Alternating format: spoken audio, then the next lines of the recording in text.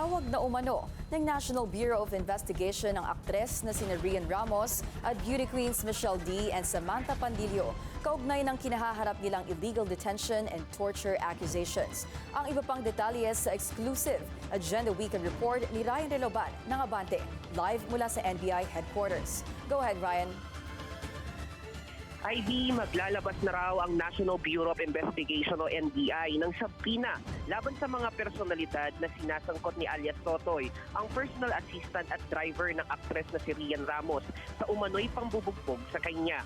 Sa ipinadalang mensahe ni Volunteers Against Crime and Corruption or BACC President Arsenio Boy Evangelista sa Abante News, inaasahan sa Lunes, February 2 o sa Martes, February 3, ilalabas ng NBI ang subpoena para ipatawag ang ilang individual na umano'y sangkot sa insidente. Kabilang ng aktres na si Rian Ramos, beauty queen actress na si Michelle D, isa pang beauty queen na si Samantha Pandillo, 2 pulis ng Makati City Police Station at 2 non-uniform bodyguards.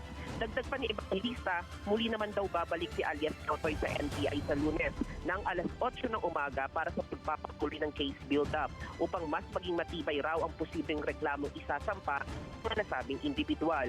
Kinumpirma rin kasi ni Evangelista sa Abante News na sa mga susunod na araw ay magpasa na raw ang NBI ng formal complaint laban sa mga nabanggit na personalidad.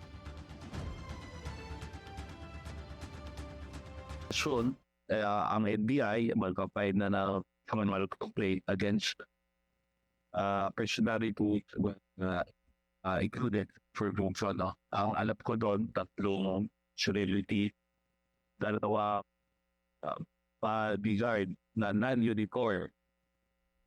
Meaning, yung mga VIP bodyguards na part illegal detention, serious a violation no anti-torture law.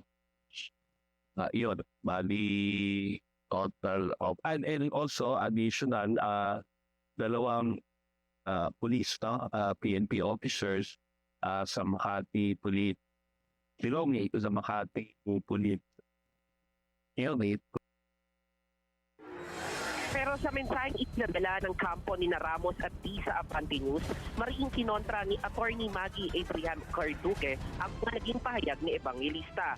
Ayon kay Attorney Maggie, tila sa mga sinasabi ni Evangelista ay tapos na ang proseso ng investigasyon. Anya, wala pang batayan ng sinasabing agarang pagsasampa ng reklamo dahil batay sa standard procedure ng NBI, kapag natapos na ang paunang investigasyon, saka lamang umano sa ilalim sa subpoena ang mga responded.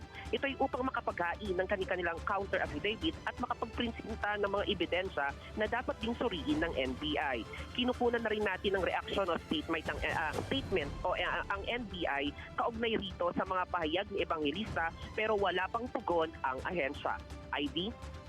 Maraming salamat, Ryan Reloban, live mula sa NBI headquarters.